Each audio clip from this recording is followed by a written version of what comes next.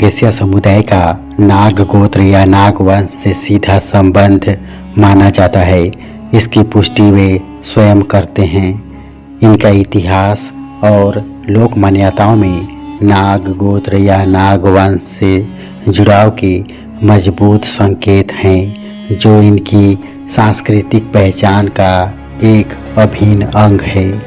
जोहार, आज हम बताते हैं नगेशिया किसान समुदाय की अद्भुत कहानी, जिसे वे लोग अपनी मूल भाषा में गीत कहानियों के रूप में सुनते सुनाते आ रहे हैं। हालांकि कोई लिखित इतिहास और प्रमाण नहीं मिलता है, इन्हें इनका इतिहास छुपाए जाने या उसमें हेर फेर किए जाने की आशंका होती है। ऐसा तब से हुआ, वे मानते हैं, जब इनके मूल निवास स्थान पर बाहरी लोगों का आक्रमण हुआ। क्या आप जानते हैं, नगेशिया किसान समुदाय की अनूठी पहचान और प्रथाएं हैं, जो दूसरे जनजाति समुदाय से अलग और खास है। प्रत्येक जनजाति की अपनी अनूठी पहचान और प्रथाएं होती हैं। जैसे नगेशिया किसान समुदाय के लिए गोदना और नाक छिदवाना उनकी सांस्कृतिक विरासत का हिस्सा नहीं है, बल्कि ये ऐसे कार्य हैं जो उनकी मान्यताओं के विपरीत हैं। ये इनकी मुख्य पहचान है। इनके समुदाय में गोदना करवाना एक तरह का निषेध माना जाता है, यानी यह उनकी मान्यताओं के अनुसार वर्जित है। ऐसा माना जाता है कि ऐसा करने से उनके देवी देवता अप्रसन्न हो सकते हैं। नगेशिया समुदाय में शरीर की सुंदरता को परिभाषित करने के लिए अलग मापदंड हैं। वे पारंपरिक गहनों और अन्य प्रतीकों का उपयोग करते हैं, लेकिन गोदना को आवश्यक नहीं मानते। नाक छिदवाना भी नगेशिया समुदाय में एक सांस्कृतिक निषेध है। महिलाएं नाक में नथुनी या फूली जैसे आभूषण नहीं पहनती, क्योंकि उनकी परंपरा में इसकी अनुमति नहीं है।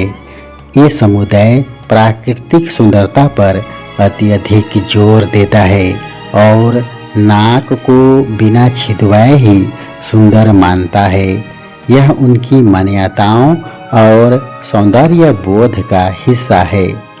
वे अपनी उत्पत्ति के संबंध में अपनी मूल भाषा में गीत कहानियाँ और धार्मिक कथाएं गाते हैं, जो उनके समाज में पारंपरिक रूप से प्रचलित हैं। एक दंत कथा प्रचलित है कि धरती के एक भूभाग में मानव बस्ती में एक नाग मानव वेश में रहने लगा। वह एक युवती को देखकर मोहित हो गया। वह स्त्री बहुत ही सुंदर थी। युवती के शरीर में किसी तरह की गोदना नहीं थी। नाक और कान में कोई आभूषण नहीं था। नाग उस कन्या से विवाह कर लिया। एक दिन स्त्री अपने पति को सोते हुए देखा तो उसने पाया कि उसके पति का जीभ 2 भागों में बटा है। उसने अपने पति से इस बारे में पूछा, लेकिन उसने बात को टाल दिया। एक दिन फिर उनसे वह रहस्य जानना चाहा तो उसने सच्चाई बता दी और अपने असली स्वरूप में आकर तालाब में समा गया। स्त्री यह सब कुछ देखकर घबरा गई और उसका प्रसव वहीं पर हो गया और बालक को जन्म दिया। इसके बाद वह सती हो गई। उस दिन तेज बारिश हो रही थी। उस नवजात बच्चे की रक्षा नाग फन फैलाकर करने लगा। कंदमूल और शिकार की तलाश करते उस दिन मुंडा राजा अपने कबीले के अन्य लोगों के साथ वहां पहुंचते हैं। जब तेज बारिश हो रही थी तो एक सर्प ने अपने फन को फैलाकर बच्चे को बारिश से बचा रहा था। मुंडा समुदाय के लोगों ने यह दृश्य देखा। सांप के वहां से जाने के बाद वे उस बच्चे को अपने साथ ले गए, उसे गोद लिया, उसका नाम फनी नाग रखा। जिस वक्त बालक को गोद लिया उस वक्त उनकी अपनी संतान भी उसी आयु की थी, उसका नाम मणि था। इस तरह मणि राजा मुंडा के पुत्र थे और फनी गोद लिए पुत्र थे।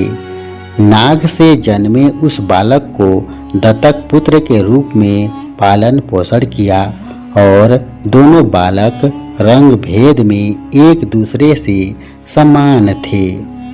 फनी बचपन से ही चंचल स्वभाव का था। दोनों बालक साथ में बड़े होते हैं। बच्चे के बड़े होने के बाद शासन का बागडोर संभालने के लिए दोनों बच्चों को अपनी योग्यता सिद्ध करने के लिए जंगल भेजा गया। योग्यता के आधार पर फनी को राजा बनाया गया, जिनको महाराजा मुंडा ने अपना राजपाट सौंप दिए। सभी समुदाय के लोग शुरुआत में मिलजुल कर रहते थे।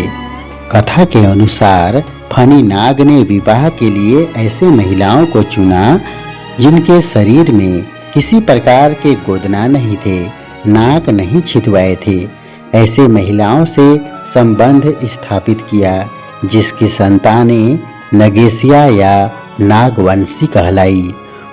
इनके उपजातियों के संबंध में एक कथा इस प्रकार है। राजा फनी ने पहली स्त्री के साथ पारंपरिक तरीके से विवाह किया और उसकी मांग में सिंदूर लगाया। इस विवाह से पैदा हुई संतान को सिंदूरिया कहा गया।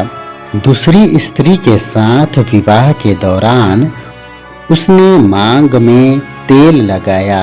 इस विवाह से पैदा हुई संतान को तेलिया कहा गया। तीसरी स्त्री के मांग में धूल लगाई। इस विवाह से पैदा हुई संतान को धुरिया कहा गया। चौथी स्त्री से प्रेम करता था, उससे कोई भी परंपराओं को नहीं अपनाया। इससे पैदा हुई संतान को खैरकट्टा कहा गया। समुदाय में शुरुआती दिनों में बहुविवाह की प्रथा थी। इस तरह तेलिया, धुरिया, सिंदूरिया और खैरकट्टा उपजाति बनाकर आपस में विवाह संबंध स्थापित करने लगे। ये समुदाय छोटा नागपुर में अपना साम्राज्य स्थापित किया। इन्होंने यहाँ अपनी सुविधा अनुसार जंगलों को साफ करके अपना आशियाना बसाया और यहाँ एक सुसंगठित शासन व्यवस्था भी कायम की। पहले वे आम लोगों की तरह साधारण मिट्टी या पत्थर की झोपड़ियों में रहते थे। उनकी पारंपरिक कृषि पद्धतियाँ और आत्मनिर्भरता उनके संपन्न जीवन का आधार थी। व्यापार की बजाय अपने उपभोग के लिए फसलें उगाते थे। वे बीज खरीदने के बजाय उनका आपस में लेन देन करते थे। पारंपरिक रूप से इनका जीवन कंदमूल इकट्ठा करने और शिकार पर निर्भर था। ऐतिहासिक और लोक कथात्मक दोनों स्रोतों में यह बताया गया है कि 12वीं सदी में बड़ी संख्या में साहूकार, जमींदार और व्यापारी छोटा नागपुर में आकर बस गए।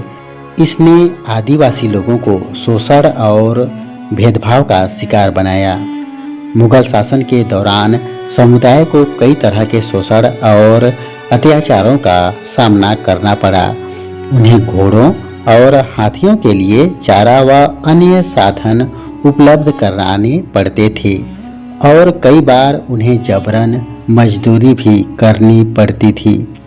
मुगलों के हमलों से बचने और अपनी जान माल की सुरक्षा के लिए इन लोगों ने घने जंगलों और पहाड़ी इलाकों की ओर रुख किया, जो उस समय छत्तीसगढ़, मध्य प्रदेश और उड़ीसा के कुछ हिस्सों में फैले हुए थे। ब्रिटिश शासन काल के दौरान भी छोटा नागपुर की नगेशिया समुदाय को कई चुनौतियों का सामना करना पड़ा। अपनी पारंपरिक जीवन शैली, धर्म और संस्कृति को बनाए रखने के लिए उन्होंने उन क्षेत्रों को छोड़ना बेहतर समझा। पलायन के बाद नगेशिया जनजाति के लोग मुख्य रूप से वर्तमान उड़ीसा, पश्चिम बंगाल, असम, मध्य प्रदेश और छत्तीसगढ़ के उत्तरी जिलों जैसे सरगुजा, जसपुर, रायगढ़, कोरबा और बिलासपुर के आसपास के इलाकों में बस गए, जहां वे आज भी निवास करते हैं।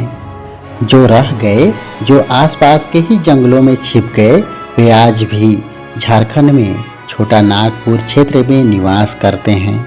तो इन कठिनाइयों के कारण वे जंगलों, पहाड़ों और पठारों की ओर पलायन करने के लिए मजबूर हो गए और उन्होंने अपनी पहचान छिपाने के लिए अपना नाम किसान रख लिया। कहीं पर क्षेत्र, भाषा और बोली के आधार पर ये नागबसिया, नागवंशी, नगासिया कहलाते हैं। आज भी सरगुजा, उड़ीसा, असम और अन्य राज्यों में नगेशिया समुदाय को किसान जाति से पहचानते हैं। नगेशिया समुदाय का मुंडा आदिवासियों से अटूट संबंध है। मुंडा समुदाय अगर नगेशिया समुदाय की सभा में चले जाएं, तो नगेशिया लोग अपनी कुर्सी छोड़कर उठ जाते हैं। आधुनिक संदर्भ में नगेशिया और मुंडा समुदाय के बीच संबंध और भी मजबूत हुए हैं, क्योंकि वे अक्सर सामाजिक और सांस्कृतिक गतिविधियों में एक दूसरे के साथ भाग लेते हैं। दोनों समुदाय के लोग नाग उपनाम का उपयोग करते हैं। इस दंत कथा के बारे में, इनके गोत्र और समुदाय के उपजातियों के बारे में कुछ और जानकारी हो तो कमेंट में ज़रूर बताएं। इनकी अनूठी संस्कृति और परंपराओं के बारे में भी बता सकते हैं। आज बस इतना ही। मिलता हूँ इसी तरह के वीडियो लेकर। तब तक के लिए मैं राखे रहूँ। जोहार।